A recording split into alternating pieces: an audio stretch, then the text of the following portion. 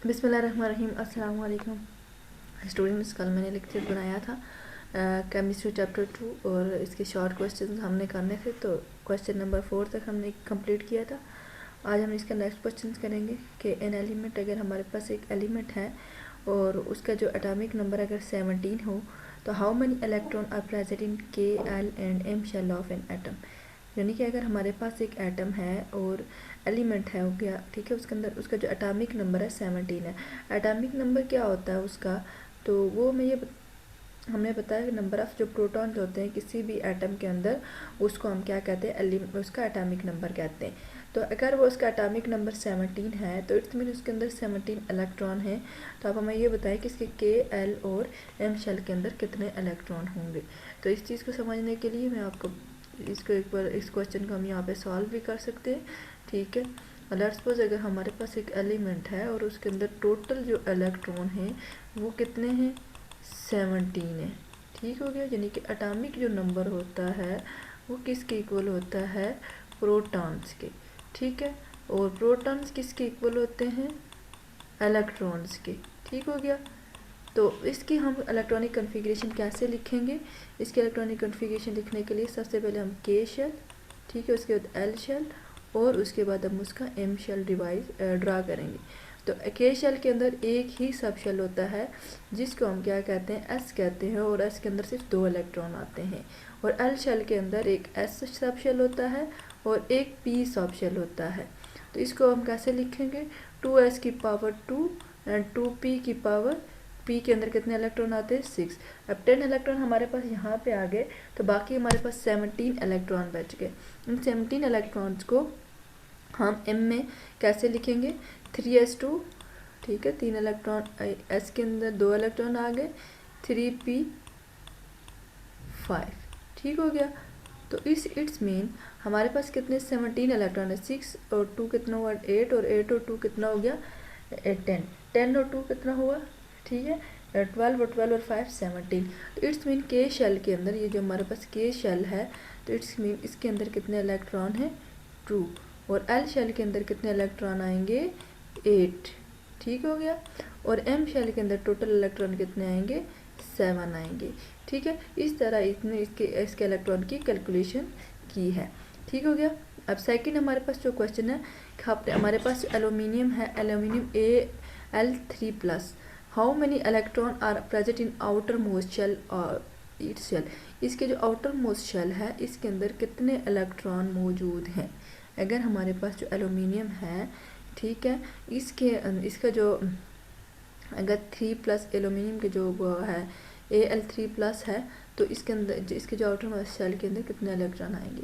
तो ये देखें कि इसका जो फर्स्ट जो के शेल है उसके अंदर 2 इलेक्ट्रॉन आए, ठीक है, एस और पी, 2s2, ठीक है, और 2p6, ये 2p नहीं, यहाँ पे इसने गलत लिख लिया मैंने, ये 2s एक्चुअली 2p6 आता है, ठीक हो गया।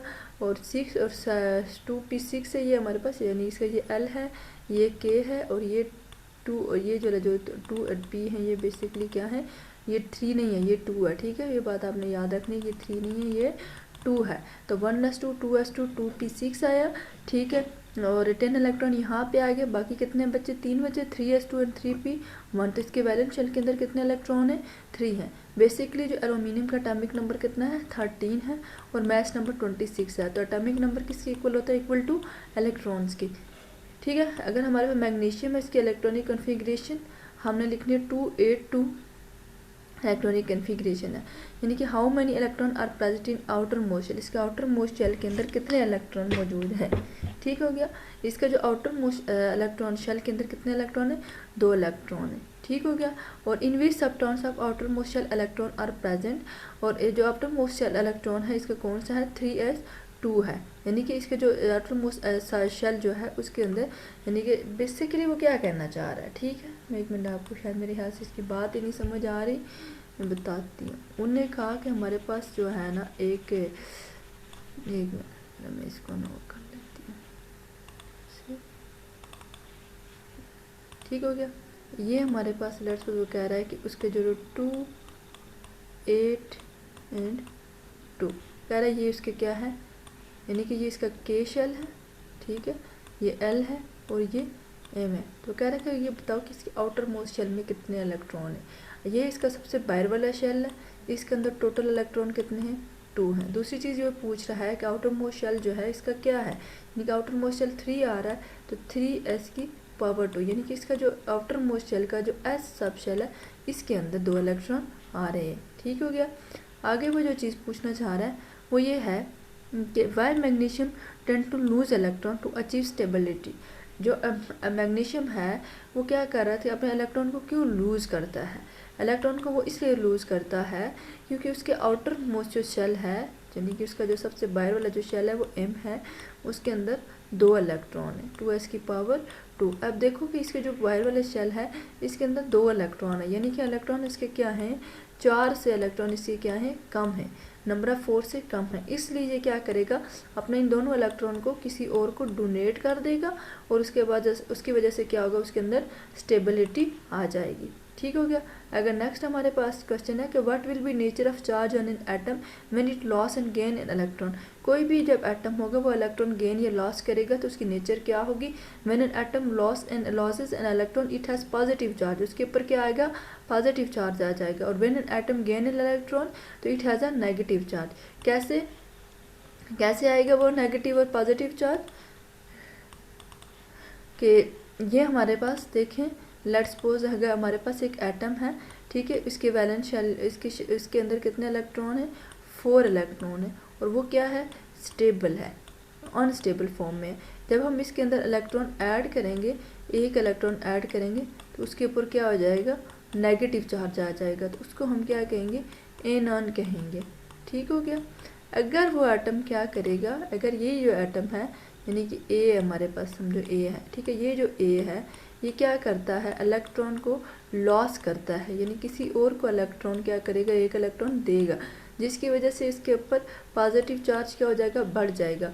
तो उसके ए हमारे पास जो होगा वो ए प्लस की फॉर्म में आ गया। यहाँ जब उसने इलेक्ट्रॉन गेन किया तो ये ए माइनस की फॉर्म में आएगा, तो इसको एनाइन कहेंगे।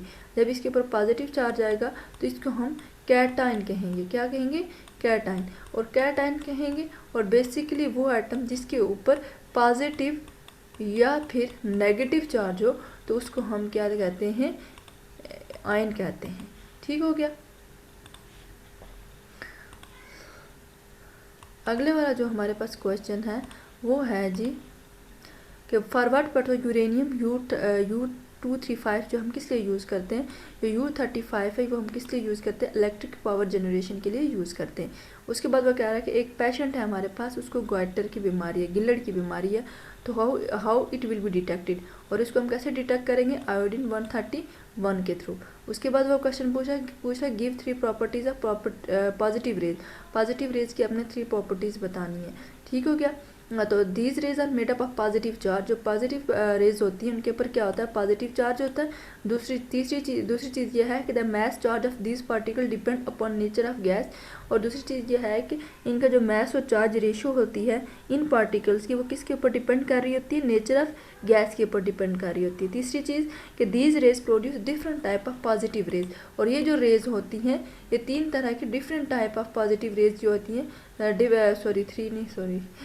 ये जो रेज होती हैं उनके अंदर different type of positive rays होती हैं।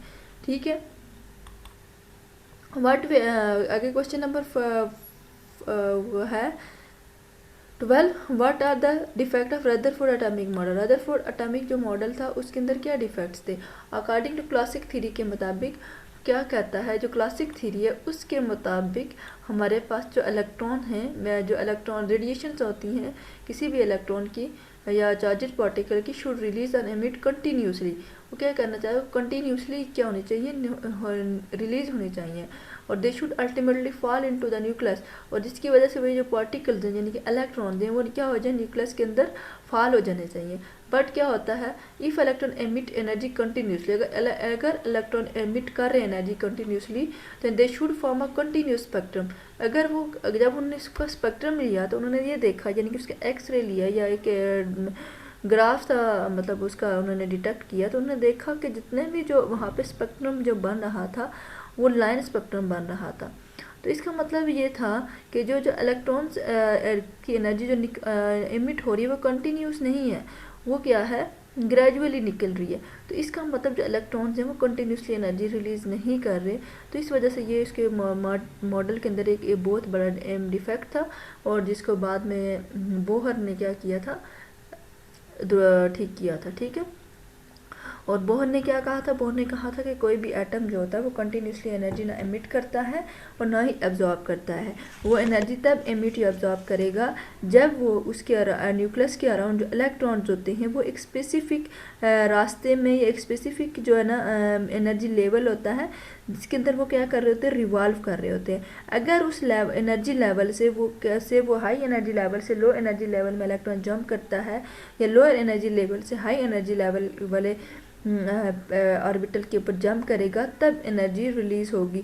और जिसकी वजह से वो स्पेक्ट्रम बन रहा था वो लाइन स्पेक्ट्रम बन रहा था, ना कि कंटिन्यूस स्पेक्ट्रम बन रहा था। तो इस वजह से बोहर का जो मॉडल है उसके अंदर क्या आ गया, रदरफोर्ड का जो मॉडल था उसके अंदर क्या आ गया, एक डिफेक्ट आ गया, जो क्या ये कहना चाह रहा था कि जो इलेक्ट्रॉन में कंटिन्यूसली एनर्जी क्या कर रहे हैं, रिलीज कर रहे हैं। तो जिसकी वजह से क्या गया, जो रदरफोर्ड का जो मॉडल था वो रिजेक्ट कर दिया गया, बल्कि रिजेक्ट कर दिया। लेकिन इसी मॉडल, ये भी रदरफोर्ड की एक बहुत बड़ी अचीवमेंट थी कि इस मॉडल के बेस के ऊपर आगे क्या किया गया, मज़ीद आगे उसके ऊपर इन्वेस्टिगेशन की गई, एक्सपेरिमेंटेशन की गई, और जिसकी वजह से एंड पे एटम का जो असली जो उसका मॉडल क्या कहते हैं उसको, जो असल जो एटॉमिक मॉडल था वो क्या हुआ, डिड्यूस हुआ।